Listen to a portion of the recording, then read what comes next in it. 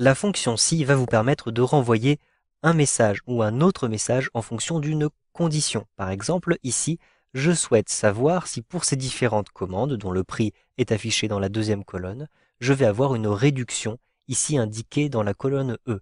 Donc je souhaite avoir par exemple réduction à 20% ou aucune réduction. Ceci va dépendre d'un certain nombre de critères. Tout d'abord, le premier critère est est-ce que la commande a été payée? Et le second critère sera est-ce qu'il y a un code promo pour cette commande? Tout d'abord, je vais simplement rédiger la formule pour un seul critère. Est-ce que la commande a été payée? Donc je clique à cet endroit-ci et je vais rentrer la fonction si. Donc je rentre égal si SI. Ensuite, j'ouvre ma parenthèse.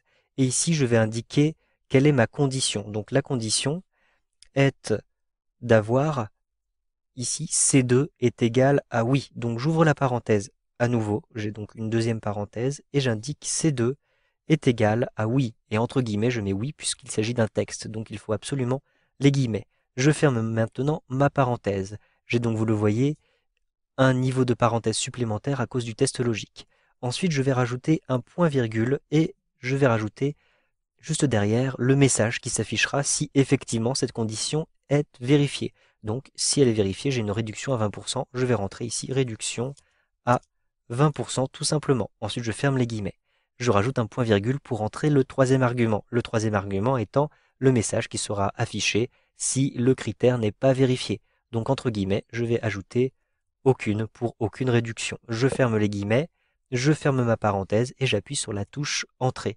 Donc ici, on m'indique que, étant donné que ici, cette commande n'a pas été payée, il n'y a aucune réduction. Je peux automatiser ceci à l'intérieur de mon tableau, tout simplement, en cliquant ici sur le petit carré vert qui se trouve en bas à droite de ma sélection. Je clique, je maintiens appuyé et je déplace le curseur de la souris jusqu'en E11 comme ceci. Je relâche le bouton de la souris. À chaque fois, vous le voyez, il va récupérer ici l'information qui se trouve en face, en C3. Si je clique à cet endroit-ci, ce sera naturellement en C10. Et donc, vous le voyez, vous pouvez savoir exactement quand vous avez une réduction.